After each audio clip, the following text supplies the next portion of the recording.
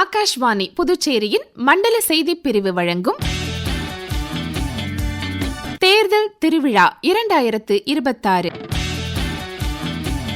புதுச்சேரி சட்டமன்ற தேர்தல் குறித்த விழிப்புணர்வு தொடர் நிகழ்ச்சி. இன்று இடம்பெறுவது தேர்தலில் போலி செய்திகளின் தாக்கமும் தெளிவும் சிறப்பு தொகுப்பு நிகழ்ச்சி. நம்ம கையில் இருக்க ஸ்மார்ட் போன் மூலமா உலகமே நம்ம விரல் நுனியில இருக்கு. ஆனா அந்த விரல் நுனியில வர எல்லா செய்திகளும் உண்மையானதா? ஒரு ஃபார்வர்ட் மெசேஜ் நிமிஷத்துல லட்சக்கணக்கான மக்களை போய் சேருது. அதுல உண்மையை தவிர மற்ற எல்லாமே இருக்கிறது தான் இன்னைக்கு இருக்கிற பெரிய ஆபத்து. அதுதான் போலி செய்திகள். அந்த மாதிரி போலி செய்திகள் பரவாம இருக்க தேர்தல் ஆணையம் அறிமுகப்படுத்திய திட்டம் தான் மெய்ப்பொருள் 2.0. தவறான தகவல்கள் மற்றும் திரிபு தகவல்களோட வேறுபாடும் அதை எப்படி எதிர்கொள்ளலான்றத பற்றியும் தலைமை தேர்தல் அதிகாரி திரு ஜவஹர் முதல் முறை வாக்காளர்களான கல்லூரி மாணவர்களிடம் அண்மையில் நிகழ்ந்த நிகழ்ச்சியில பேசியதிலிருந்து ஒரு பகுதியை இப்ப கேட்கலாம். இப்போ நம்ம சோஷியல் மீடியா காலத்தில் இருக்கிறோம். நீங்கள் எல்லாருமே சோஷியல் மீடியாவில் ஆக்டிவாக இருப்பீங்கன்றதும் தெரியும். உங்களோட எவ்ரிடே ஆக்டிவிட்டியில் social media plays a big role. இதில் மிஸ்இன்ஃபர்மேஷன், டிஸ்இன்ஃபர்மேஷன் ரெண்டு விஷயம் இருக்குது. மிஸ்இன்ஃபர்மேஷன் அப்படின்னா என்னென்னா, ஒரு தவறான தகவலை வந்து நம்ம பரப்பணும் அப்படின்ற ஒரு மனசில் ஒரு ஐடியா இருக்காது. உங்கள் மைண்டில் அந்த ஐடியா இல்லாமலே அந்த தகவலை வந்து பரப்பிட்டு இருப்பீங்க உங்களை அறியாமலே. உதாரணத்துக்கு வந்து ஒரு மெசேஜ் வருதுன்னு வச்சுக்கோங்களேன். ஏதோ ஒரு காரணமாக புதுச்சேரியில் வந்து 9th ஏப்ரல் நடக்கவிருந்த தேர்தல் வந்து தள்ளி போயிடுச்சு டேட்டுன்னு சொல்லி வேறு ஒரு டேட் கொடுக்குறாங்கன்னு வச்சுக்கோங்களேன். ஃபஸ்ட்டு என்ன பண்ணணும்? ஃபஸ்ட் வெரிஃபை பண்ணணும் இல்லையா? பட் ஜென்ரலாக கிட்டத்தட்ட ஒரு 54% சொல்கிறாங்க. So it is 50%. 2 பேரில் ஒரு ஆள் வந்து அதை பார்க்கவே மாட்டார். அது கரெக்டாக தப்பான்னு கூட தெரியாது. அப்படியே ஃபார்வர்ட் பண்ணிடுவாங்க அவங்க குரூப்புக்கோ, அவங்களுக்கு தெரிஞ்சவங்களுக்கோ அறிஞ்சவங்களுக்கோ. தில் ஜஸ்ட் ஃபார்வர்ட். இது வந்து அவர் இன்டென்ஷன்லாம் பண்ணல, மற்றவங்களுக்கு சொல்லணும் அப்படிங்கிற ஒரு ஈவன் ஒரு நல்ல எண்ணத்தில் கூட பண்ணலாம். But information is wrong. So that is called misinformation. Disinformation ஒன்று இருக்குது. இந்த ரெண்டு டிஃப்ரென்ஸும் உங்களுக்கு ரொம்ப முக்கியம். Disinformation, DIS. டிஸ்இன்ஃபர்மேஷன்னா என்னென்னா, ஒரு உள்நோக்கத்தோட ஒரு விஷயத்தை செய்கிறது. யாரோ ஒருத்தர் ஒரு உள்நோக்கத்தோட ஒரு தவறான செய்தியை சோஷியல் மீடியாவில் பரவ விடுவாங்க. அந்த இன்ஃபர்மேஷன் அதுக்கப்புறம் காட்டுத்தீ போல பரவிட்டு இருக்கும். உதாரணத்துக்கு ஒரு எலெக்ஷனில் ஒரு நியாயமான முறையில் ஒரு கேண்டிடேட் ஜெயிச்சு வராருன்னு வச்சுக்கோ. அதை ஏதோ ஒரு தரப்பு அது வந்து இல்லை, அவர் ஃப்ராட் பண்ணி ஜெயிச்சிட்டாரு அப்படின்னு சொல்கிறாங்கன்னா தட் இஸ் டிஸ்இன்ஃபர்மேஷன். ஸோ இந்த பேசிக் டிஃப்ரென்ஸ் நம்மளோட ஆக்சுவல் லைஃப்பில் டெய்லி நம்ம பார்த்துக்கிட்டே இருப்போம். நம்மளால் கிளியராக கேட்டகரைஸ் பண்ண முடியாது.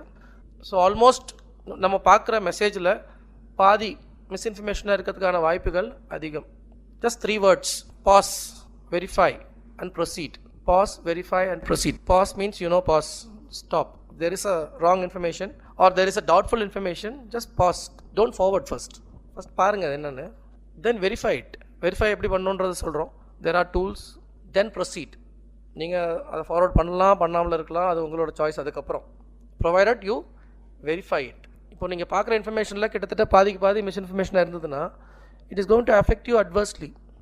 அதெல்லாம் கலெக்டிவாக பார்த்தீங்கன்னா it has a big impact on the society. ஒரு சமுதாயத்திலே ஒரு பெரிய இம்பேக்டாக இருக்கும், நமக்கு தெரியாது. ஸோ மெய்ப்பொருளில் உங்களோட கான்ட்ரிபியூஷன் நிறையா இருக்கணும்னு நாங்கள் ரெக்வஸ்ட் பண்ணிக்கிறோம். ஸோ அந்த கான்ட்ரிபியூஷன் எப்படி இருக்கணும் அப்படின்னா, ஒரு இன்ஃபர்மேஷனை ஷேர் பண்ணுறதுக்கு முன்னாடி just stop and ask your self whether it is a factual information. அது கரெக்டாக, ஃபேக்சுவலாக கரெக்டாக அப்படின்னா. ஸோ இந்த ஒரு சின்ன ஒரு sense of presence of mind இருந்தாலே போதும். You will not be a victim of misinformation or disinformation. So that's very important. Because நம்ம அனுப்புறது அப்படியே ஒரு அலை மாதிரி போயிட்டே இருக்கும். அது ஒரு கைண்ட் ஆஃப் அ சுனாமி மாதிரி போகும். It travels. They normally tell you know, அந்த உண்மை வந்து எந்திரிச்சு காலில் ஷூ மாட்டுறதுக்குள்ளே போய் வந்து உலகத்தை ஒரு ரவுண்ட் அடிச்சுட்டு வந்துருமா. அந்த மாதிரி truth is slow generally, but it is important. Truth is truth, whereas falsehood travels very fast. So just have this in your mind and don't fall victim for misinformation or disinformation. Puducherry தேர்தல் ஆணையம் போலி செய்திகள் பரவாம இருக்க இது மாதிரி பல நடவடிக்கைகளை மேற்கொண்டு வரது குறிப்பிடத்தக்கது. தேர்தல் காலங்களில் போலியான செய்திகளும் தவறான தகவல்களும் பரப்பப்படுறது ஜனநாயக செயல்முறையை கடுமையாக பாதிக்கக்கூடிய ஒரு பெரிய சவாலாக உருவெடுத்திருக்கு. குறிப்பாக சமூக ஊடகங்களோட பெருக்கத்தால் இந்த மாதிரி போலி செய்திகள் நொடி பொழுதுல பரவி சட்ட ஒழுங்கு பிரச்சனைகளையும் வாக்காளர்களோட முடிவுகளையும் மாற்றக்கூடிய அளவுக்கு ஆற்றல் பெற்றிருக்கு. இது பற்றி நமது கேள்விகளுக்கு விளக்கமளிக்கிறார் ஆகாஷ்வாணி புதுச்சேரி மண்டல செய்தி பிரிவின் ஓய்வு பெற்ற துணை இயக்குனர் முனைவர் தி. சிவகுமார்.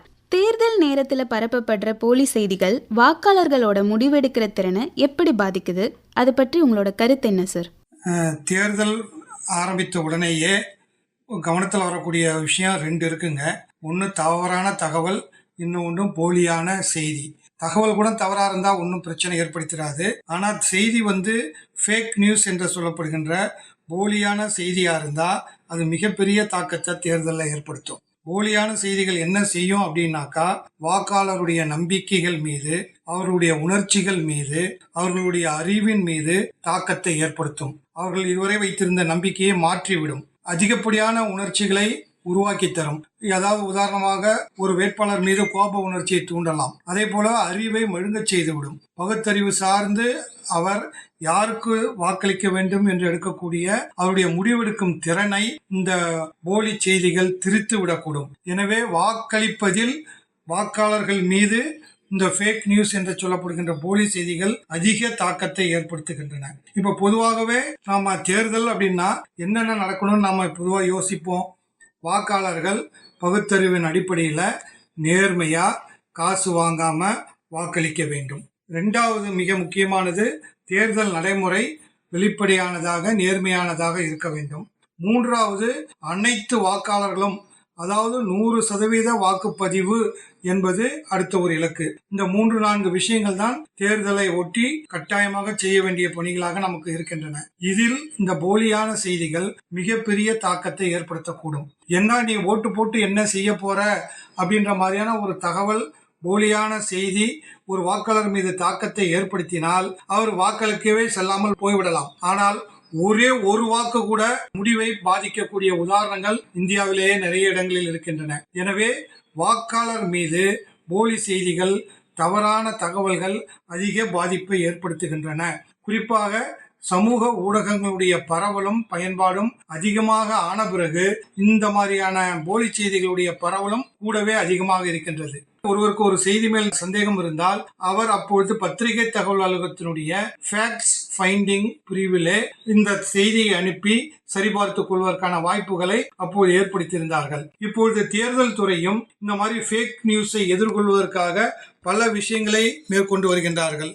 போலி செய்தி ஏற்படுத்துகிற பாதிப்பு தீவிரமாக இருக்கிறத உணர்ந்த தேர்தல் துறை அதை குறைக்கிறதுக்காக கொண்டு வந்த நடவடிக்கையின் கருப்பொருள் பற்றி கொஞ்சம் சொல்ல முடியுமா சார்? புதுச்சேரி தேர்தல் துறை இந்த மாதிரி போலி செய்தி, தவறான தகவல் குறித்து இளைஞர்களுக்கும் மாணவர்களுக்கும், குறிப்பாக கல்லூரி மாணவர்களுக்கும் விழிப்புணர்வு ஏற்படுத்துவதற்காகவே மெய்ப்பொருள் 2.0 என்ற ஒரு விஷயத்தை அறிமுகப்படுத்தியிருக்கின்றார்கள்.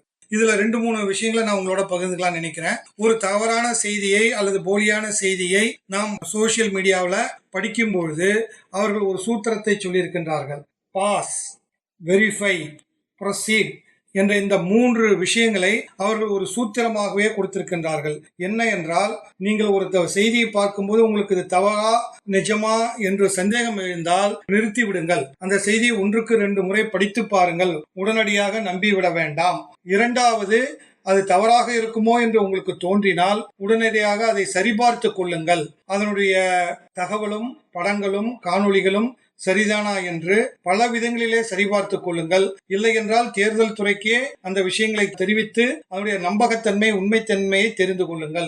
அடுத்து 3வது கட்டம் தான் ப்ரொசீட். அதாவது இந்த தகவல் தவறானது இல்லை என்று நீங்கள் உறுதிப்படுத்தி கொண்ட பிறகோ அல்லது தவறுதான் என்று தெரிந்து கொண்ட பிறகோ என்ன செய்வது என்பதுதான் ப்ரொசீட் என்ற கட்டம். சரியான தகவல் என்றால் நீங்கள் நம்பலாம், அடுத்தவருக்கு பகிர்ந்து கொள்ளலாம். அது போலியான செய்தி, போலியான தகவல் என்றால் நீங்கள் நிறுத்தி விடுங்கள்.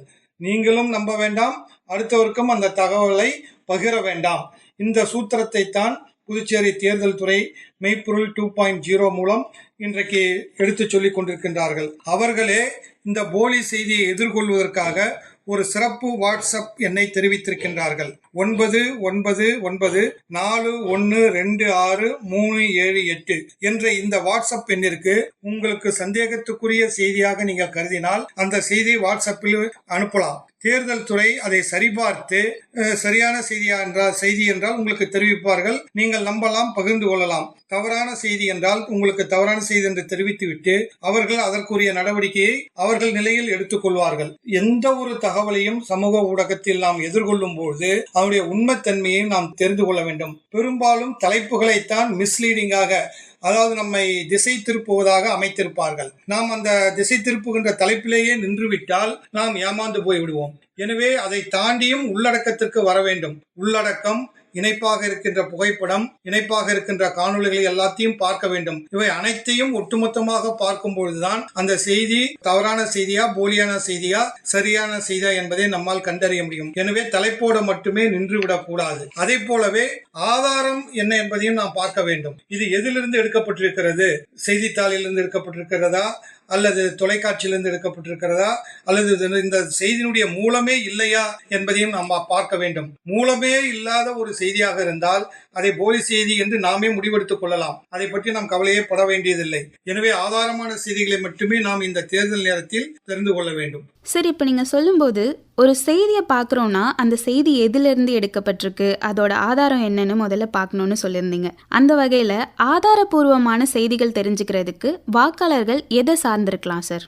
இப்பொழுது நம்ம நம்பகமான தகவல் தான், நம்பகமான செய்தி தான் என்பதை தெரிந்து கொள்வதற்கு என்ன செய்யலாம் என்றால், இந்திய தேர்தல் ஆணையம், புதுச்சேரி தேர்தல் துறையினுடைய இணையதளங்களை அவ்வப்போது நாம் போய் பார்த்தாலே போதும். அதிலேயே அவர்கள் மிக தெளிவாக தேர்தல் தேதி தொடங்கி தேர்தல் நேரம், தேர்தல் வாக்குச்சாவடியிலே என்னென்ன வசதிகள் உள்ளன, எந்த நேரத்திற்குள் போய்விட வேண்டும், எந்த நேரத்தில் வர வேண்டும் போன்ற அனைத்து தகவல்களையும் மிக தெளிவாக அதில் தெரிவித்திருக்கின்றார்கள். எந்த ஒரு சந்தேகமா இருந்தாலும் நாம் இணையதளத்திலே போய் பார்த்து கொள்ளலாம்.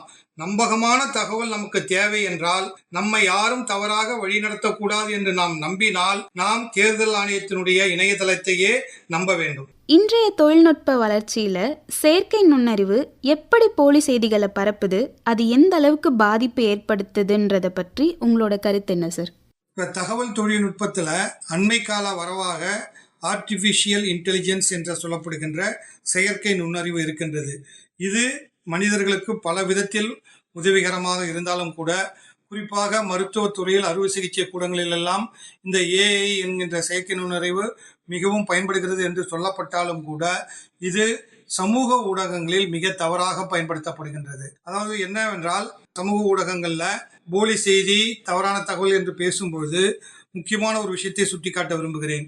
எது உண்மை எது பொய் என்று நம்மால் கண்டறிய முடியாமல் நம்மை குழப்பத்தில் ஒரு தகவல் ஆழ்த்துகிறது என்றால் அதன் மீது நாம் சந்தேகப்பட வேண்டும். அப்படி பார்க்கும்போது இந்த செயற்கை நுண்ணறிவு உண்மைக்கும் பொய்யுக்குமான இடையிலான கோட்டை முற்றிலும் அழித்து விடுகிறது.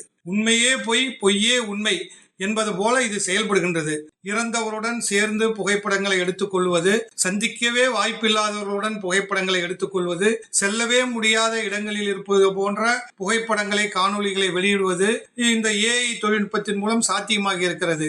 இதில் எந்த ஒரு சதவீத சந்தேகத்துக்கும் இடமே இல்லை. 100% உண்மை என்பது போலவே இவை தோற்றமளிக்கின்றன. இந்த தொழில்நுட்பம் தேர்தலிலே மிகப்பெரிய பாதிப்பை உண்டாகக்கூடும்.